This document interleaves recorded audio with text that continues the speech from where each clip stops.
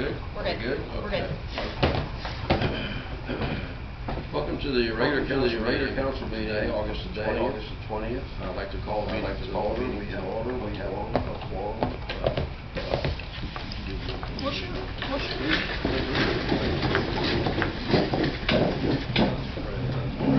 Father, just thank you for this wonderful day. We just thank you for the many blessings in our lives, in our city, and country. Every day we just thank you for with us. We know you're here. We just pray that you be with all of us today. As we serve our community. Just guide us and our thoughts, decisions, all our actions. That we represent you and our city well and our citizens. Just thank you for this day. Thank you for this day coming and going. And we just thank you for all you do. In Jesus' name. Amen. Pledge allegiance to the flag of the United States of America, and to the republic which stands one nation, under God, indivisible, with liberty and justice for all.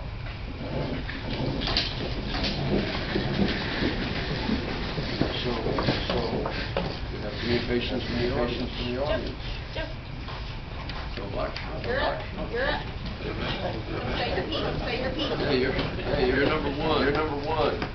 Well, can you turn the mic on and talk into it, please, sir?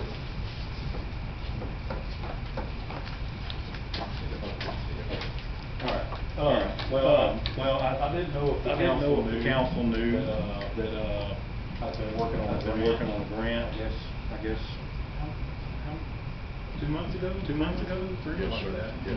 Anyways, we are going to get a grant for Toll Road, and I need y'all's help because Skip and I had a meeting with officials TxDOT, and we need to be contacting them about getting that road moving across in 1013. To make it more conventional intersection. There's some other things that were discussed, and I just have not been able to get anywhere with that. It's not the local district. But anyways, I've got a preliminary timeline. I know we just about but they're going to pave the whole road and replace the bridge. So it's going to be two lanes, bridge built to bridge stop specs. Yes. And the timeline. Construction timeline is 5/31/28 to 5/31/29. So it's going to be a ways out. I just wanted y'all to know it's like a $2 million grant, and I'm going to have to put up $1,000. I've got managed the precinct money well, and I've got enough to cover that. And that's going to be huge for the people of mine. You have hopefully I've talked landowners there, and I think we're going to be able to acquire the property and ran into the grant and to straighten it out. Just got to get TxDOT to get back. We didn't even talk about bashing light or some kind of. You know,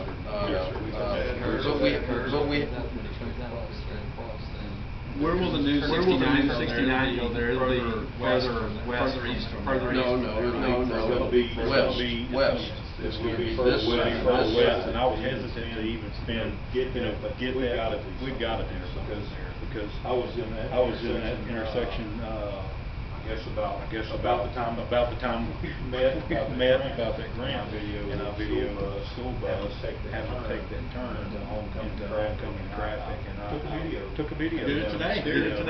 So, my grandson was in a head-on collision there. His car and two others. Yes, sir. I just wanted to give you an update on that. That's all preliminary, but that's what I was saying from the engineer, and hopefully we can have a safer bridge for sure. Because that one lane with bridge is just a problem. We have tried everything to get that replaced. And this is going to. So this will be a 16-lane wide, 2-lane wide. I believe so. Sir, I haven't gotten any of the specs yet. This is in the application process. So Joe and I tried to get TxDOT to do something about that bridge back when flood washed out, and the the chief engineer at the time, Martin Gonzalez was talking about getting emergency funds to be able to do that, and changed his mind or something. Someone changed his mind, and now he's retired. So we have a new director, we really need to make some phone calls to try to get this in, because it's important. The old saying is, if we grease it. I like to squeak a lot, if it's a little bit more squeaking. You have a number, person to talk to, name? I would just call up there and talk to try to get district engineer. Is there a project name, is this a toll road project? They know. Yes, they know. And like I said, the local people work with, had no problem, that we just need to get this thing going and get a call back for sure. Need your help. Yes, sir. Yes, Thank you for all your efforts. Appreciate it.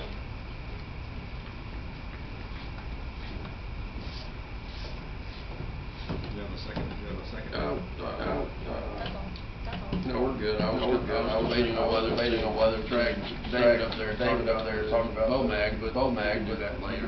We do that while Joe was here. Okay. I'd like a motion to approve the minutes of meeting on July 16th. Make a motion, accept the minutes, July 16th. All in favor? Aye. All opposed? Carried.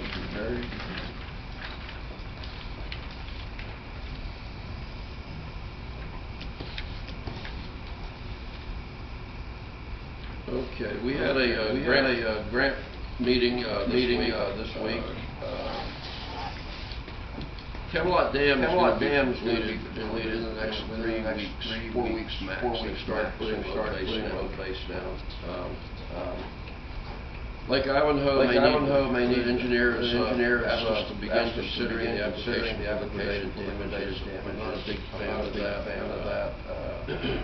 Wednesday will be 2 weeks in Texas poured the first concrete section. That was approximately 200 cubic yards of cement. There are 16 sections to be done. I don't know that they can do more than 200 yards a day. Camelot Dam is just about completely done. I haven't gotten they're just cleaning up, removing the grate they've installed. The gate valve. They're beginning to pave the road. Once that's done, guardrails, the walkways, ladders, guardrails, striking the road, hydroseed, and they'll be done. Close it out.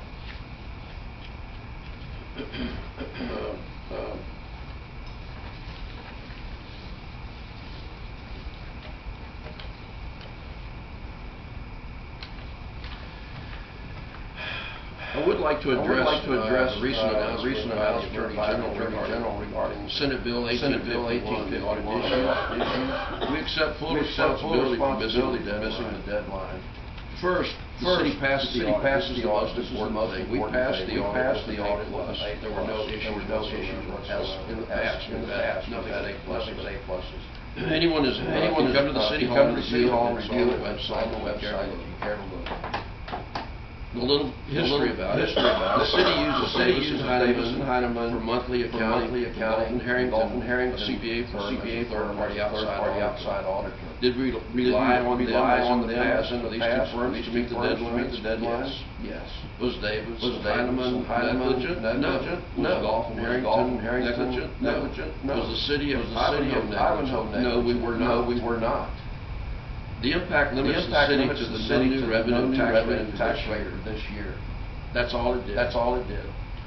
But the press makes it look like we did something wrong. We did not do anything wrong.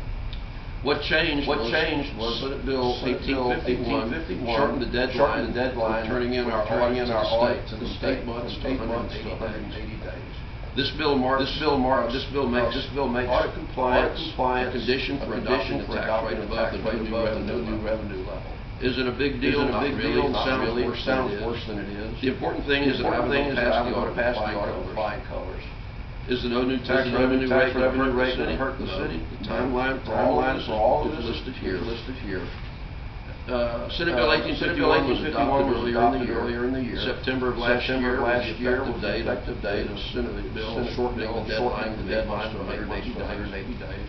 October 1 was the beginning of our fiscal year. The clock started at the beginning of the fiscal year, making the audit due date to the state. It needed to be submitted and approved by March the 30th. January 13th, the city reached out to obtain engagement letter. February the 2nd, the city received the engagement. February the 19th, the city approved the engagement letter at the regular council meeting. March 13th, the city asked Harrington if the new deadline was effective this year, and we were told that it was. April 9th, the city checked with Harrington again, and they were still waiting on information from Davis and Harrington. We were already late at this point. April the 17th, Harrington was waiting completion of the needed information. April the 23rd, the city was able to schedule the on-site visit Harrington to complete the physical audit, which they did. May the 21st, the audit was taken to the council meeting. By this time, the city had already missed the deadline. There was special meeting. As a footnote, this will be the fifth year in a row that the tax rate has declined or decreased. 2023 it was 0.7575, 2024 it was 0.7476. 2025 7.3737, 2026 0.7202, and this upcoming year 0.7171, fifth year of declining tax rate.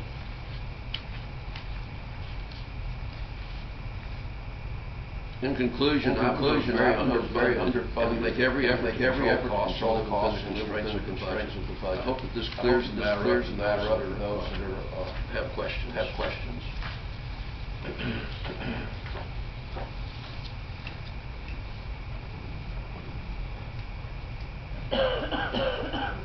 Okay, Chief Drumm.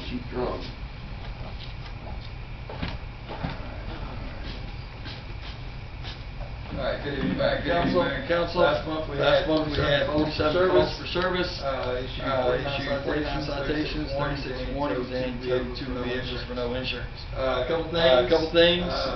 Still, if you need to get in touch with law enforcement for service, go to the sheriff's office after hours. Please touch with us. If it's during the daytime, you can contact City Hall and get all on duty as well.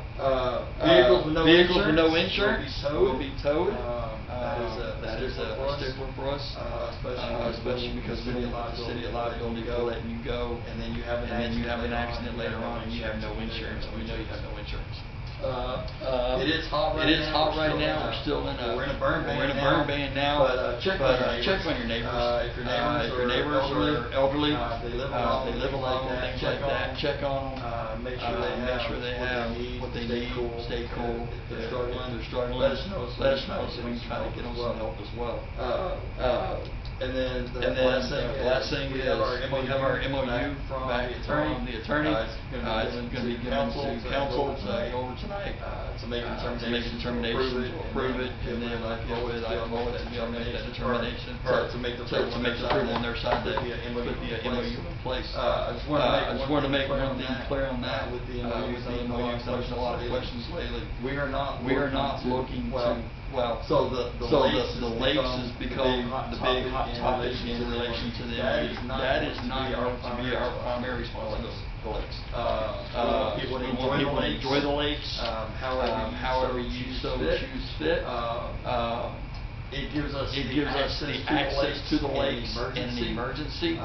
But if you look at the park rules that are already in place, it even specifies in the park rules that there may be lake patrol as needed. So it's nothing that's actually changing from what's already in place. But that's not going to be our primary responsibility.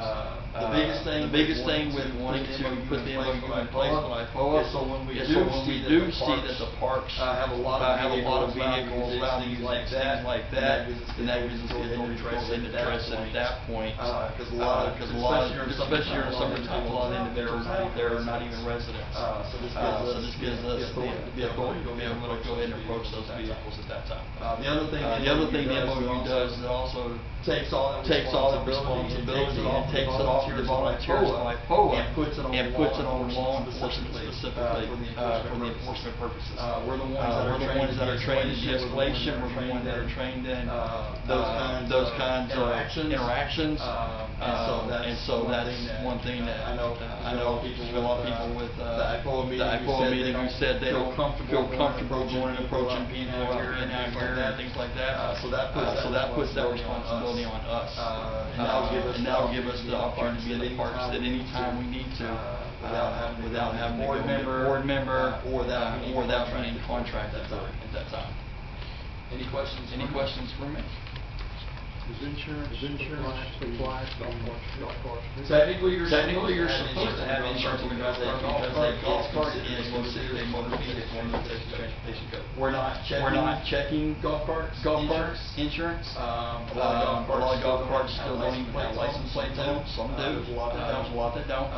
We would hope that you do. We've already had one incident where a kid on a golf cart that hit a motor vehicle, and the golf cart was actually at fault. And so they just put all that signal on the side, and technically you do have a motor vehicle crash at that point. Technically, the answer would be yes, you're supposed to, but we're not going to be towing golf carts for no insurance. As long as you're out there and you're doing what's right on the golf cart, you're still supposed to have a driver's license to operate a golf cart. And so as long as you're stopping at the stop sign, making your turns, things like that, the way you're supposed to, you're not out looking. There you go. Then we're not going to be messing with them. We want people to actually enjoy the community. Good. When you say tow, where do you tow to? Whoever's next up on rotation, it's either going to be Riley's Burger Service or Hatch's Burger They take it to their yard? Yes, sir. City makes nothing on that. But if I stop you for anybody and you have no insurance, and I'll write you a ticket for no insurance, and then you get out there and then you have an accident, let's say potentially kill somebody, whatever, the city could potentially be liable as well because we allowed you to operate. So they have proof of insurance to get the vehicle back in the impound yard? That's they're supposed to. That's up to the tow companies, but they're supposed to. Once we tow it, we're done. Right. That goes to them. Thank you. Anything else? Well, also to be clear with the lakes, lakes are not going to be controlled by police. We're not changing what the police are doing. They're going to continue to patrol and provide security, complete impunity.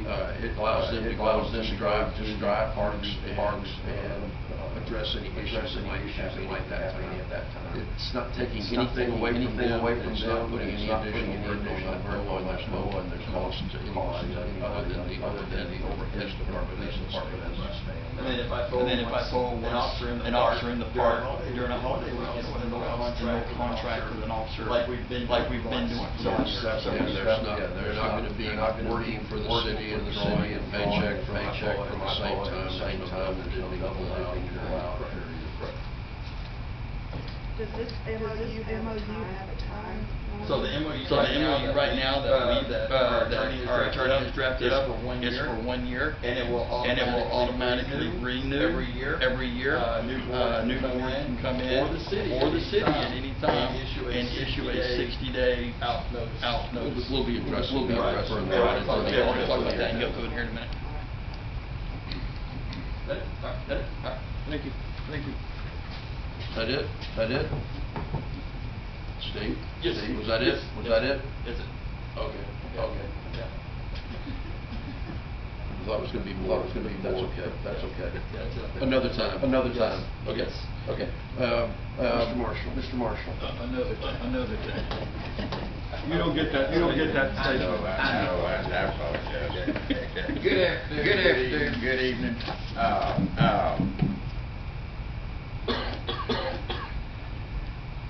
wanna start. I've got a little bit to go over here, but trust me. I wanna start by thanking Skip and Joe Black and our county commission precinct 1. I'm so glad you guys got together, because you're making the rest of us look good. We made a deal to get rid of our grade everybody's aware of. For the 30-day loan of a 30 work day. 30 work days.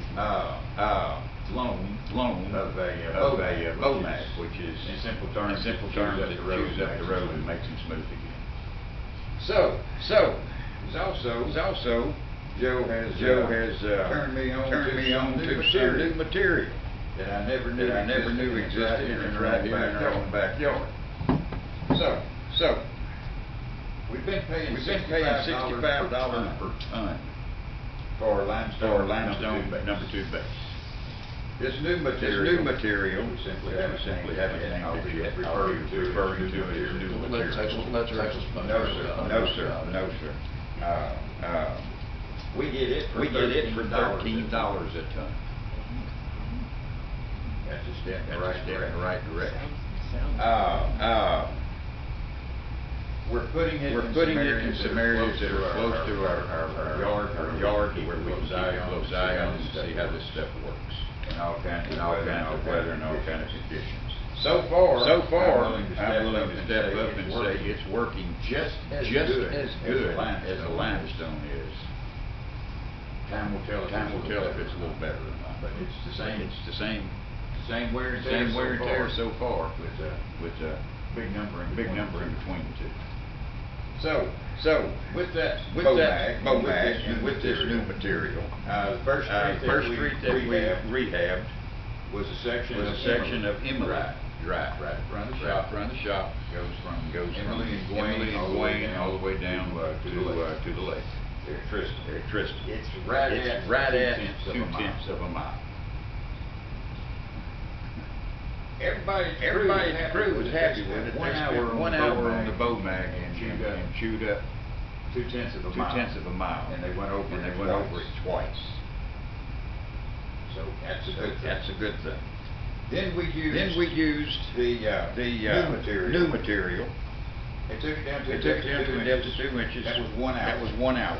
We used another 6 hours to load and dump and spread 97.2 tons of the new material on top of this chewed up asphalt.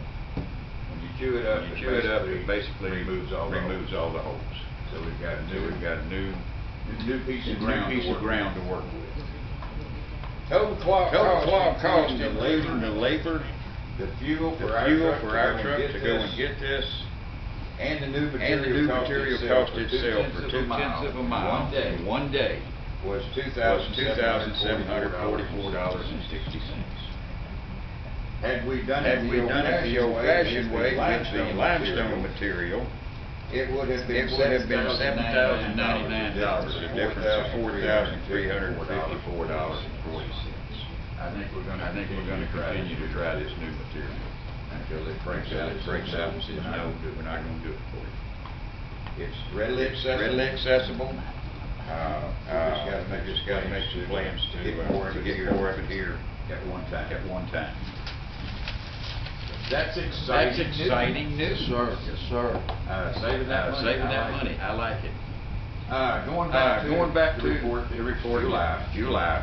We have begun our mowing and herbicide program, sectioning the city off into 4 sections. Each section has approximately 26 to 31 roads, depending which section you're in and the way I drew them out. Section 4 will be completed tomorrow after 16 days of mowing 4 days a week.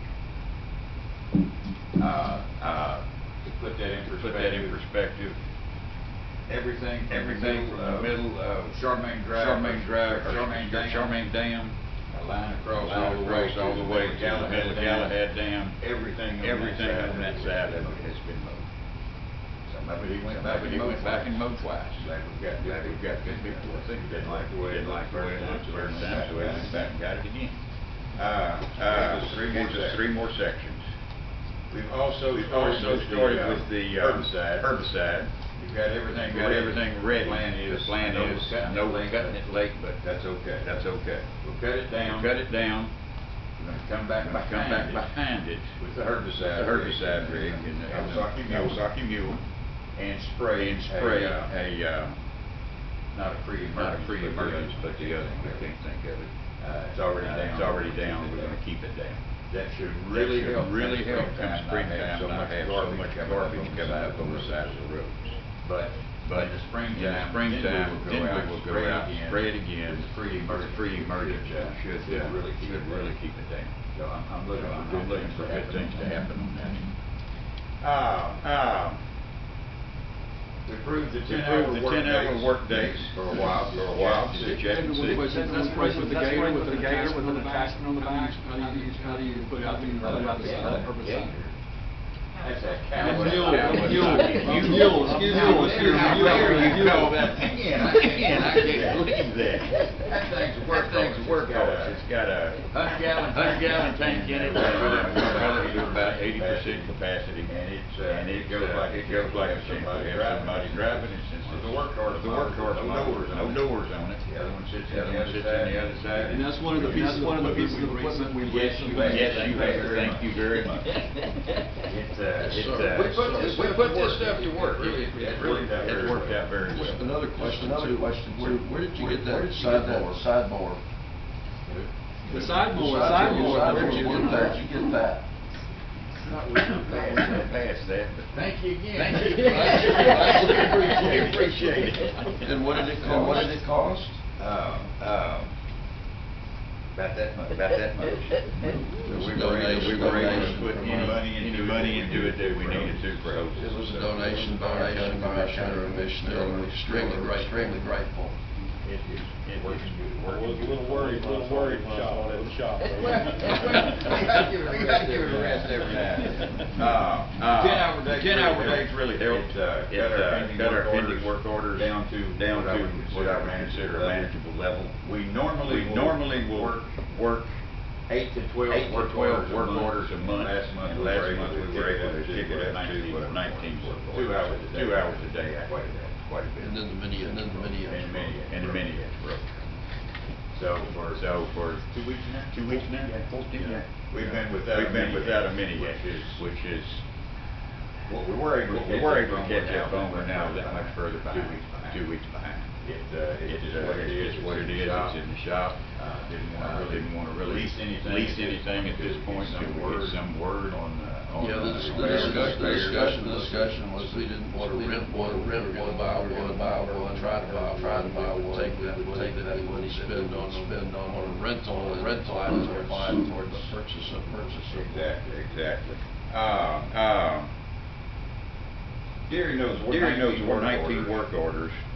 We put out 3 tons of 3x5 ballast rock, 94 tons of limestone base, 45 tons of reclaimed base, which is a freebie. We don't pay anything for that. 6.7 tons of the new material last month. Coming to be a lot more than that. And 1.4 tons of asphalt to a total approximately 150 tons of material put out in July. About the best 4 employees out there. They like to work. Those 19 work orders also included 2 ditch work, 5 culvert installations, 6 street repairs, 3 tree and limb to be removed in the right of way, 1 water leak verification, and one sign that's knocked over, stop signs. Somebody bent it over and drive off. We got it fixed. We're good. Other than that, that's pretty much all I have for the roads. Any questions? We did notice the burn ban signs. We did. Fire department called and asked me a couple of days ago that we would put up some burn ban signs for them, and we kind of agreed on some places, we disagreed on others. They're permanent signs. They're permanent signs that fold up. Yeah, so they'll be good. to help them, they help us out. Okay, anything else? I just want that damn report. The damn report is coming up. Okay, the damn report. Skip stole a lot of thunder. All yours to do. I didn't mean to steal your thunder. What's, it's kind of on the deal on the damn report. We've only got two that we can work on. We did go out with the herbicide read on the not the gator, the mule. And we sprayed vegetation, clean them all up. Everything looks good. We lubricated and exercised the valves. So every time we get them over, it's easy to do. One thing that we are waiting for is no basin over here on Charmaine Dam. Drive a little more to we can get in there with the Bobcat and clean all that garbage out. We figure out how to get the slope mower down, push that vegetation back away from the concrete. We'll see how that works. That's the damn report. Good?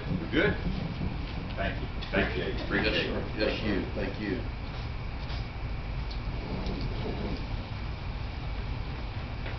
Okay, the report from Planning and Zoning. Carolyn was not able to be with us this evening. So we have a new ordinance presented. It's number 2026-002.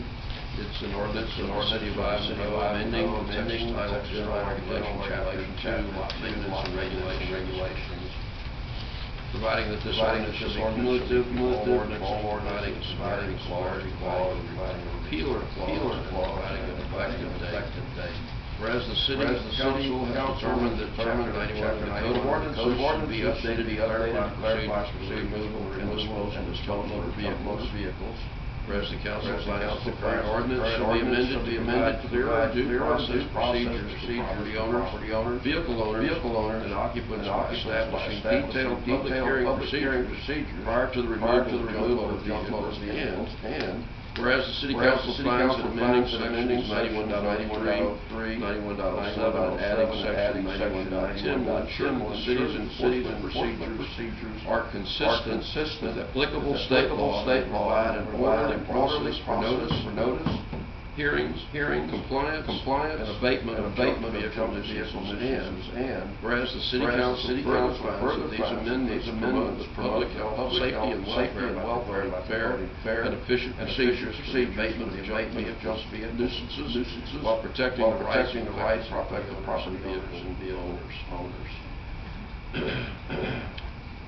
Would you like to have any discussion on before I go any further on it?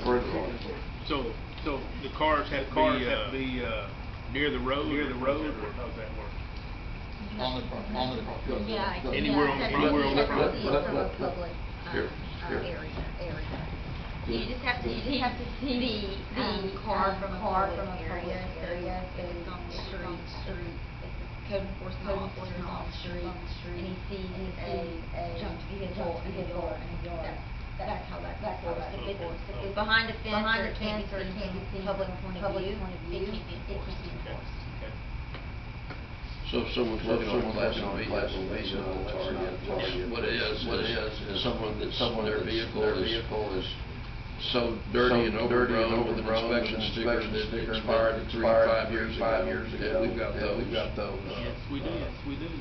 So that's what this is addressing. And Tim Keene, Lieutenant Keene worked closely with attorney to make sure that we had the proper legal procedures so that we're consistent in our approach to dealing with these things. It's not selective enforcement. This is a broad-based standard legal document with specified days for each step in the process. What we had in the past was a variation of days from one thing to the next that was not consistent, didn't match the law. And everything that's been done to this point here matches the laws as required. So is there any other discussion or questions before I? Who's gonna do the removal? It'll be either a hatch or It would actually be done by the tow truck, the tow company that's rotation. But after all the process has already gone through, they've given their notice, they appear in court, things like that. And then once everything's out at the end of it, and it's still there, then we would call an extra quotation, and they would come out and actually do the storage and all that. So this is a big step in the right direction. It might take 60 to 90 days to get the vehicle out with due process, but we have a process now we can follow and legally move forward with. There's properties right now that have vehicles on them where there's nobody even living because they're deceased, things like that. And so it's going to be tracking down next to kin, things like that. Some of them don't even know that there's vehicles there, and starting to remove. This is include a motor trailer? Is that a vehicle like a pull behind motor trailer? Is that considered a motor vehicle? No. A motor vehicle has to have a motor on it. If it's like a motor home, that's a motor vehicle. If it is an RV, that is not. There's on the vehicle ordinance in Idaho, it's defined junked vehicle. I can't off the top of my head, I can't, but it is referenced. It does talk about boats, watercraft, airplanes, and vehicles. Are there airplanes on there? I know in the state law, it's talked about airplanes. So. I'm sure you'll talk about it, where people know about it, or after you're open all of that. I can do up a. Sure. I'll do a letter for it. Yeah. It's all it is. Yeah. Just reword it, and it's the same wording around, been around. Well, the only reason I was the last time was kind of like a highlight, Right. people kept Nothing moves fast as government. This has been in the works for months, but it's right. And it's legal. It's a process that we can follow, and it has teeth. A lot of our ordinances had no teeth. I would question why we would have an ordinance unenforceable. So it's been a long time coming. So at this point, now therefore be it ordained by the City Council of Texas, Section 1 of the Code of Ordinances of the City of Alabama, amended to read as follows. The owner of the junk vehicle as defined by state law, owner or occupant of a private premises, or the owner or occupant of the premises adjacent to a public right-of-way, shall request either in person or writing the clerk of the municipal court to set a date and time for hearing. Almost said municipal. The code enforcement officer shall dispose of said junk motor vehicle or parts by removal to a scrapyard, demolishers, or any suitable site operated by the city for the processing of scrap or salvage. The process shall be consistent with Section 91.10 of this article. Section 91.10 of the Code of Ordinances of the City of Alabama, hereby amended to read as follows. Public hearings. When a hearing is requested by the owner of the junk vehicle, owner or occupant of the private premises, or by the owner or occupant of the premises adjacent to a public right-of-way on which a junk vehicle is located, within 10 days after service of notice to remove said vehicle or part thereof as a public nuisance, a public hearing shall be held before said vehicle or part is removed. The hearing shall be held before the municipal judge provided herein. So we can't just go on there and pull this thing out. There's a process with a finite number of days that they have to act. Determination of abatement. The municipal magistrate shall conduct hearings for said court, as set out herein, and shall determine whether the defendant is in violation of this section. Upon the finding that said defendant is in violation of said article, said defendant shall be deemed guilty of misdemeanor and subject to a fine in accordance with penalty provision herein set forth in section 9199 of this code.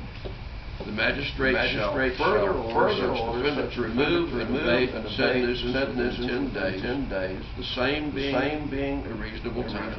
If the defendant shall fail and refuse within 10 days to abate and remove the nuisance, the magistrate may issue an order directing the code enforcement officer or his or her designee to have the same removed. And the code enforcement officer or his or her designee shall take possession of said junk vehicle and remove it from the premise. The code enforcement officer shall therefore dispose of said junk vehicle in such manner provided herein. Compliance. If within 10 days after receipt of the notice from the code enforcement officer to abate the nuisance as herein provided, the owner of the junk vehicle or occupant of the premises shall give his or her written permission to the code enforcement officer to remove the junk vehicle from the premises. The giving of such permission shall be considered compliant with the provisions of the article. So if they're not able to do it on their own, they can assign it over and take it from there. This is a big step forward. Failure to comply. Filing a complaint. If a hearing is not requested within 10 days period provided by section 103, the nuisance is not removed or abated by persons notified. The code enforcement shall request of the magistrate an order directing the code enforcement officer to have the same removed, and the code enforcement officer shall take possession of the junk vehicle and remove it from the premises. The code enforcement officer shall thereafter dispose of the junk vehicle in such a manner provided herein. Removal when the owner is unknown. A junk motor vehicle defined on any premises, and neither the owner or the premises nor the owner of said vehicle can be found and notified to remove same upon a showing of such to the municipal magistrate. The court may issue an order directing the code enforcement officer to have the same removed. The code enforcement officer shall take possession of the junk vehicle and remove it from the premises. The order requiring removal of the vehicle part shall include a description of the vehicle and correct identification number and license information is available. The code enforcement officer shall thereafter dispose of the said vehicle in such a manner provided in section 9191.07. Are there any questions or reservations about this? This is well thought out. Mayor, I make a motion that we accept ordinance number 2026-02 as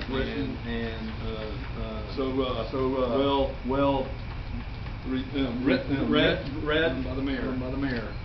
Second. All in favor? Aye. Motion carries. Thank you, Anna. This is one small step for man, one giant step right. Very good. Okay.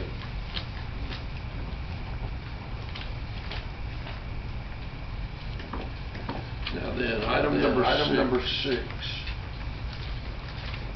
The Memorandum of Understanding between the City of Ivanhoe and IPOIA.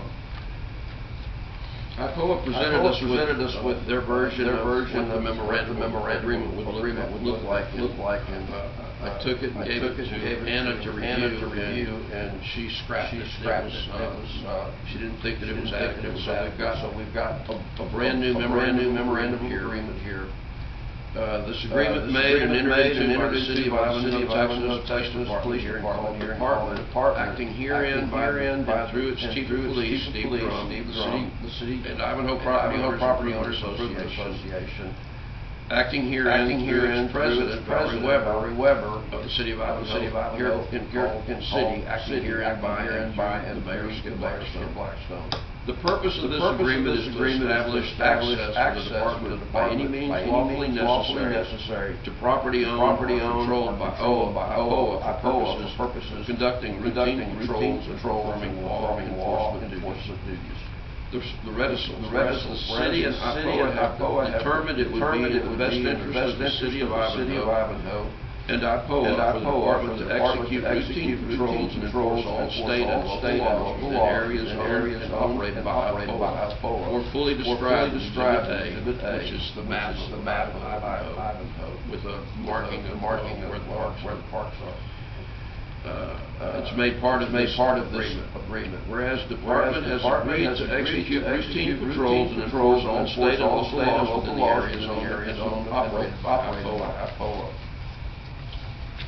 Now therefore, the Department of IPOIA and the city agree to work collaboratively to enforce all state and local laws in accordance with the following terms and conditions.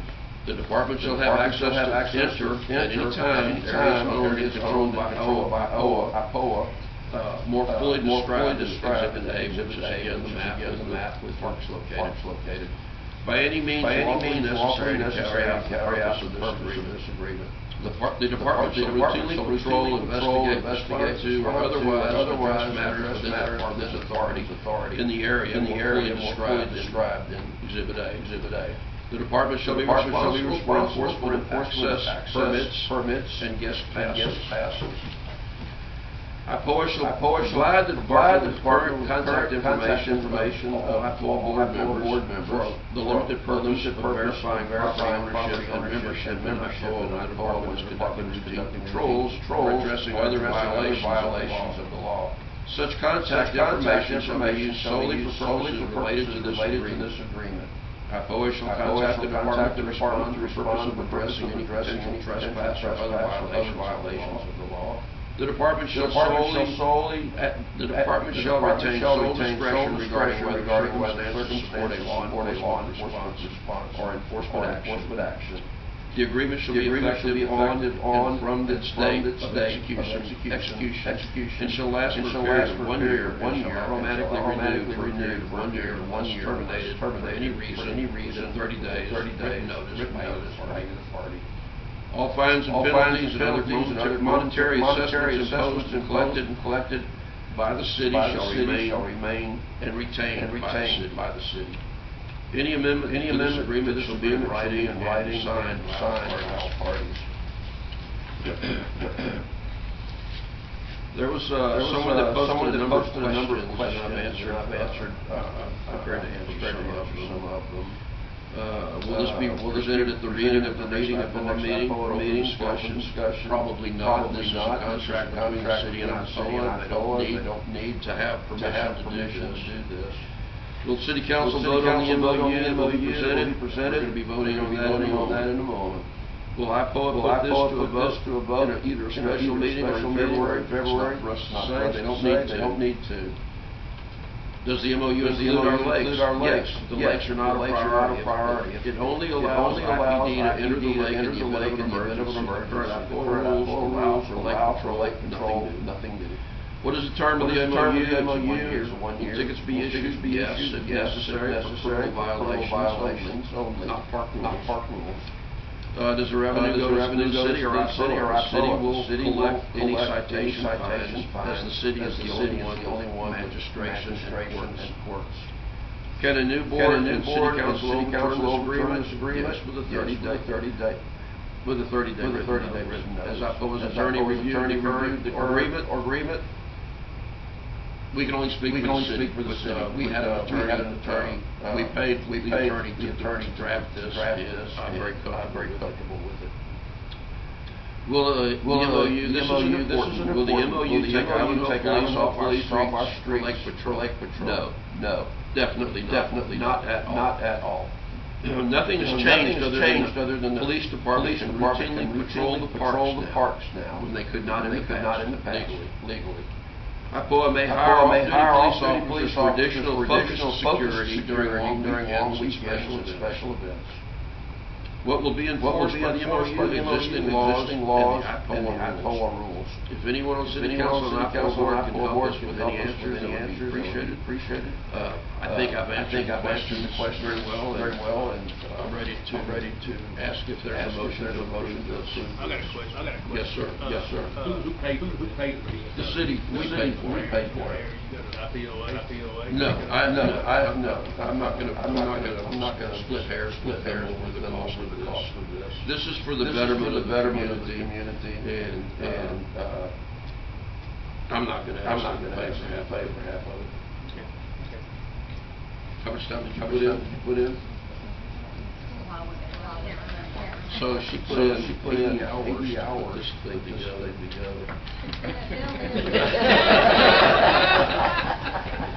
It's in the overall scheme of things, it's not worth talking about. Has that POA read this yet? They haven't yet. So this is the first step. We approve it, and then we'll take it to them, and they have a choice. Yep. So, say there's somebody. Get to the. We're not okay. We can allow it in the. Okay, speaking to the microphone, please.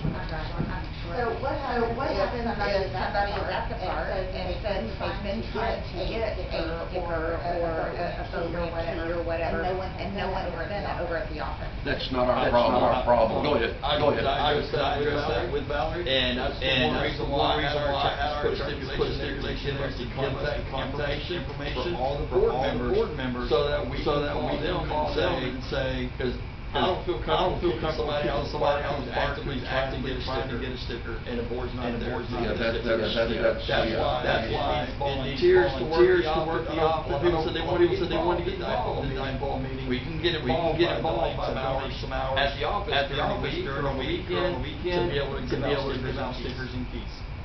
And that's the reason why we need to have somebody to call the previous board. I was able to come down and give stickers and keys all the time. Every day of the week. That's the reason why I put in there so we can contact them. And the only other thing, this is a pretty hot topic on the last IPOA meeting, so I really hope that IPOA takes it to the residents, because I think what they don't is just gonna be a firestorm. But personally, I think it's great. I think we should have citizens patrolling citizens, and I think it's great. Is there any question for us? I mean, is there any? Do we have to approve the exact words on this document, council? Or can we give the council, give the mayor, and Officer Drumm? Specifically what he's talking about. I mean, so if we approve tonight, that we agree with this as a council, can we give you some leeway to make any adjustments to this as needed, without coming back to council? If y'all approve it tonight, under the wording, it'll all be accurate. Yeah, but I mean, should we allow you to make some minor changes without coming back to council? Yes, because you approved the main document itself. Okay. Because I can see this having some adjustments based on interaction with IPOIA, I wouldn't necessarily want to have to come back to hear if the the overall understanding of the thing really changed, wording or some minor changes into that. Okay. It makes me more comfortable approving something going modified. Good thought. Make a motion to adopt memorandum of understanding. Thank you. I'll second. All in favor? Aye. Motion carries. So we have an MOU.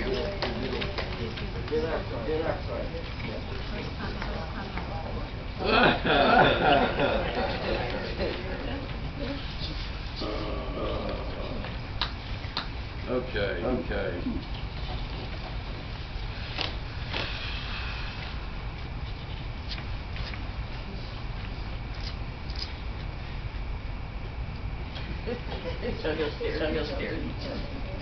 So item number seven, consider for discussion the purchase of a mini excavator using reserve funds. Our mini excavator, you might want to get up and talk about that, the one that we have, the problems that you're having, and explain the advantage that we make because of the dollar amount we may have to get additional quotes, but should be pretty close to the same manufacturer. I would think so. The mini excavator presently have is 10 years old this year. That's a long time. Piece of equipment that you run as much as we run this one. It's part of our bread and butter. We use it to put in culverts, put in a lot of hundreds in the past 10 years. After about the sixth year, we begin to have some issues. If we throw a code, it is do this, go down to half power, and we were dead in the water a while there. We did have to rent one so we didn't fall so far behind. It's the correct size to do what we needed to do. It's certainly strong enough. It's just old.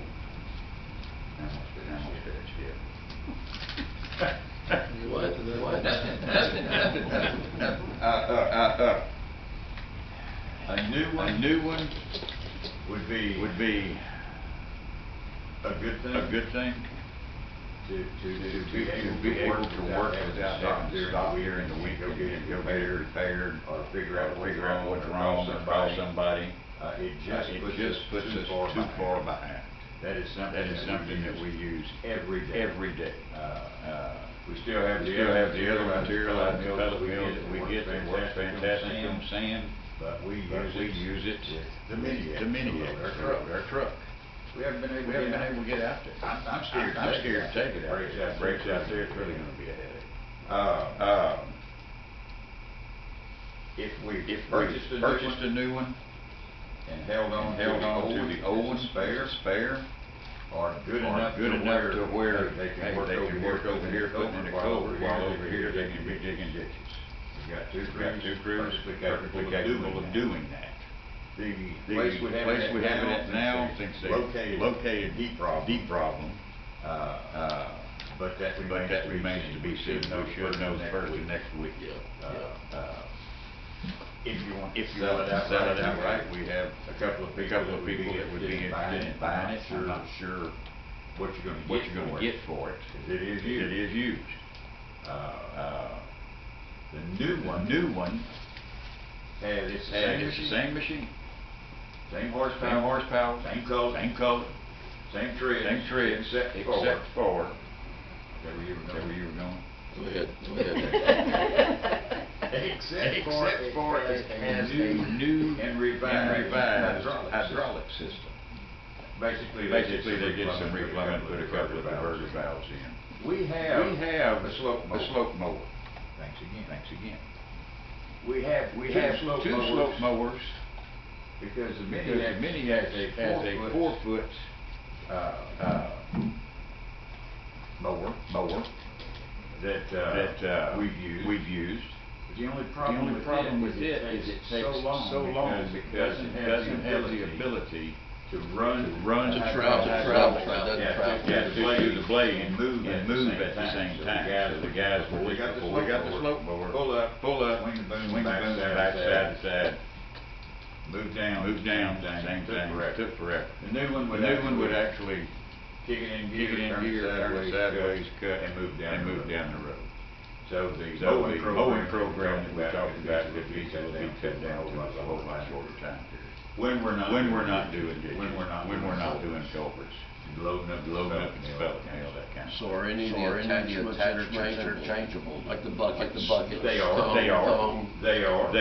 but the one that you're about to talk about is priced with what they call the thumb, what we have on the one that we have now. We have to have it. The other is the 36-inch ditching bucket. It'd be nice to have one to go on the new one. You'll have one for the old one. Yes, they will interchange. But I know also we have to get a hole welded up on the old one. It's got a small hole. Is the blade articulated on the one that we have? The blade is a four-way blade. It goes up and down, and side to side. Excuse me. Up and down, and then angles. On the one we have, or the one we have. Okay. The new one offered a six-way blade. The guys would love until I told them the price of that particular rock is about $8,000. They said, you know what, we'll stick with what we know and what we've got. It's been working just fine for the last 10 years. A matter of explaining what do you want, what do we actually want. Other than that, I'll be happy to answer any questions, but that's it in a nutshell. We need something new. I don't want to go off subject here, but the average age of our equipment that we have is 15 years old. Well, how much is the motor grader? 40 years old this year. 40 years old. Yes, sir. You have to know how many hours are on that present machine? Not off the top of my head, I really I was don't. just gonna divide by 10. See what- I see know what- it's working a lot of hours. That's an interesting thing to do, yeah. Didn't think of that. Okay. I can get them for you, but I don't have them off the top of my head. I just wanted to prove how much it works all the time. Works a lot. When it's When it's running, it works daily. Anything else? Joe, you got a question?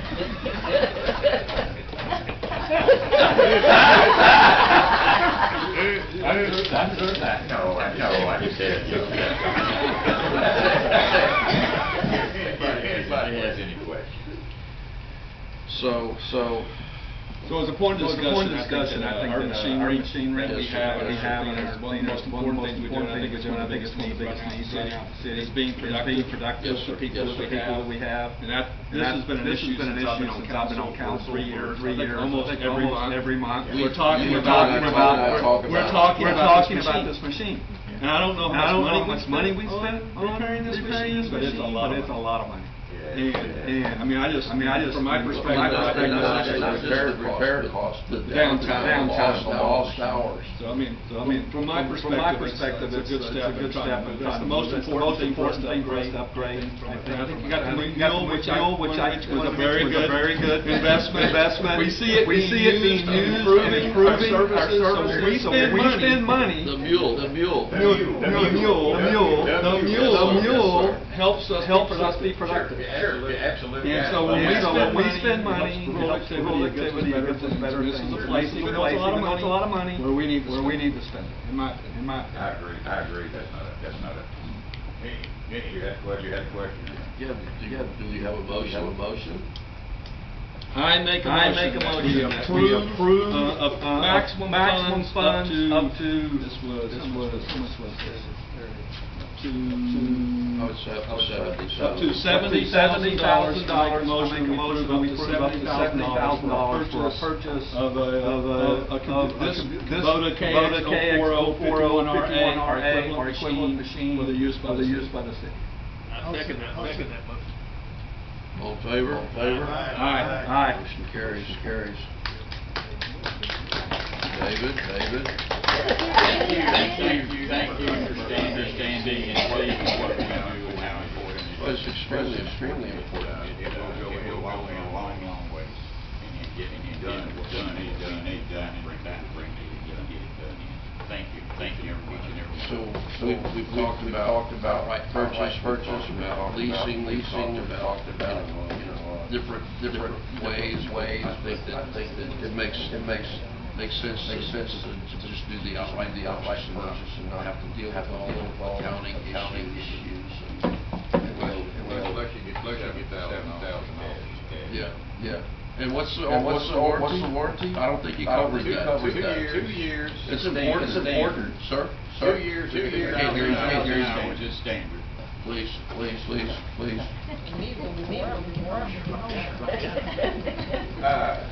Standard warranty is 2 years or 2,000 hours. Either at the present time purchase, or sometimes of the 2-year warranty out. You can purchase an additional 2 years into warranty. 4 years or 4,000 hours for $2,600. That's a pretty good deal. Mayor? Yes, sir. I make an additional motion that we give the authority to the mayor to procure an extended warranty for this vehicle as you see fit during the purchase of the vehicle for 2 years. Second. All in favor? Aye. Motion carries. Very good. Thank you, David. Thank you, guys. Appreciate it, guys. Thank you. No, we appreciate you and your crew. Haley, you're up.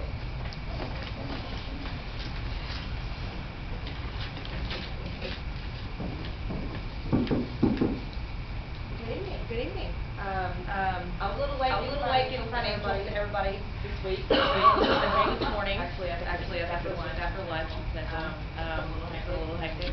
BLO, monitoring, the budget, the election. Been a little crazy period.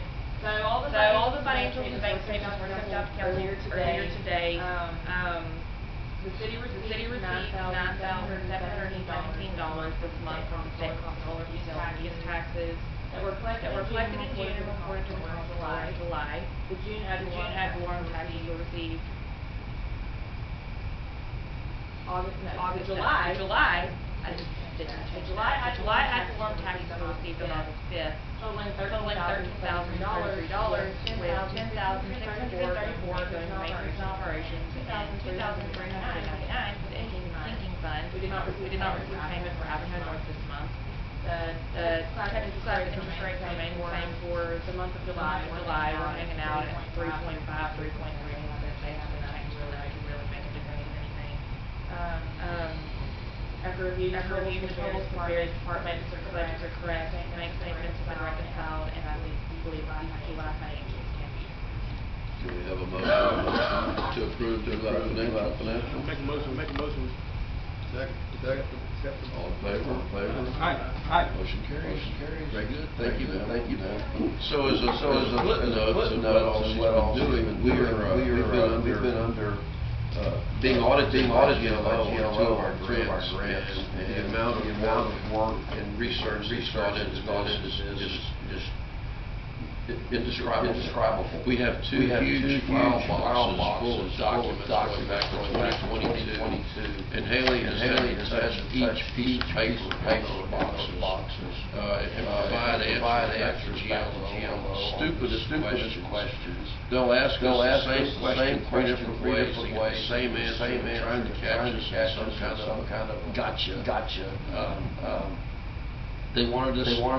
So GLO owns money through UMB Bank, which is a clearinghouse, and UMB Bank sends money to Texas Class into our Texas Class accounts. We have to account for every dollar that comes in, and every transaction that goes out, and where it goes, and why. If it's paid request 1 or pay request 12. We have to be able to track every single dollar that comes in and out.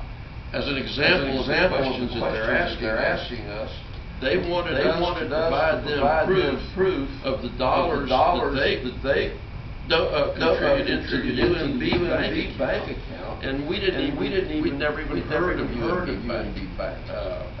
It's like you paying me for a service that I did, and I want to see where the money went into your account for you to be able to pay me. Stupid.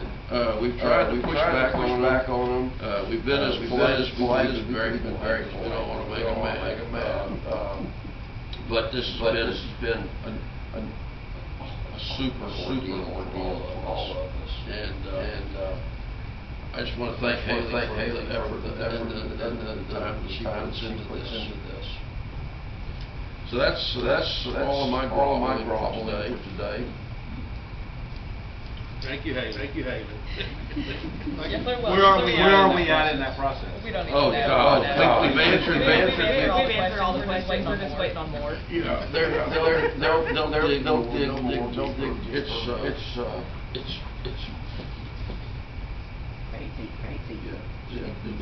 Anybody ready to go? Motion to